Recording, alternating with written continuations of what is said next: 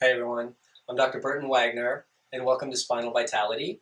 And thank you for taking a little bit of time to come and learn about our B.L.I.S.S program. What I want to do right now is just give you an overview of what our B.L.I.S.S program entails, what we look at when we want to really reestablish a healthy functioning brain. Not just healthy functioning brain, but healthy functioning brain and body.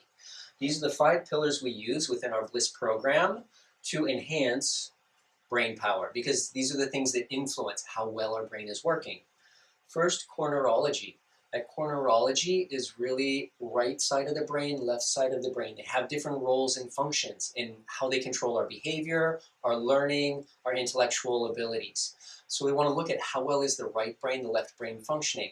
We're also going to look at how the eyes are moving, overall balance. We're looking at core neurological centers, how they influence the brain, how well they're working, and what, if any, weaknesses we need to work on to improve how that brain and body is functioning. We're also going to look at toxicity. Toxicity is something which can create a tremendous amount of interference. And if the body is in a toxic state, because today we live in a toxic world, it's just the truth with all of the chemicals and products that are around us constantly.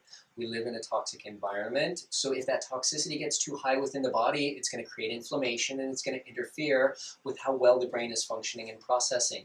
So we need to look at that and address it if it's present. The spine and nervous system. The spine, it's really the central connecting point between the brain and the body. The brain sends out the spinal cord down the spine, the nerves go out to all our organs and muscles. So in terms of telling our body how to function, it's coming through the spine. All that information from the body getting up to the brain, it goes through the spine. If our spine is not healthy, it will have a negative impact on that communication between our brain and body, and a negative impact on how the brain itself is being stimulated. So that's an important piece of the puzzle that we need to look at. Nutrition and digestive health. We know that there's a connection between the gut and the brain, and if the gut is not healthy, then the brain is not as healthy either. So we need to look at the health of the digestive system, if there is any inflammation, at the nutrition, at the diet we're eating. Are we eating an inflammatory diet? Are we eating foods that our body just can't break down? Well, if our body can't break it down, that can create inflammation, troubles within the gut, that can go out into the bloodstream, but that'll have a direct impact on how well our brain is functioning. So again, another piece that we need to look at. And finally, posture and movement. The core postural muscles, those are the muscles that are working against gravity all day long.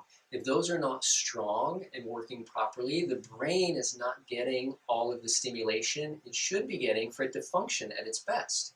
So we need to look at the posture and core postural muscles to see if they are actively working as they should.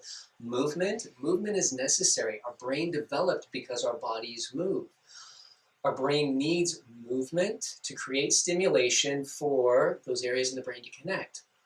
So that's the final pillar that we need to look at. And in assessing overall brain health, how well is everything functioning and what could we do to make things better? We use these pillars so that we have a foundation, we have a way of reassessing, and we have a way of constantly tracking if everything is functioning the way it should be or not. If you'd like to learn a little bit more information, please feel free to contact us or look for my video where I give a longer presentation actually explaining this. Thank you.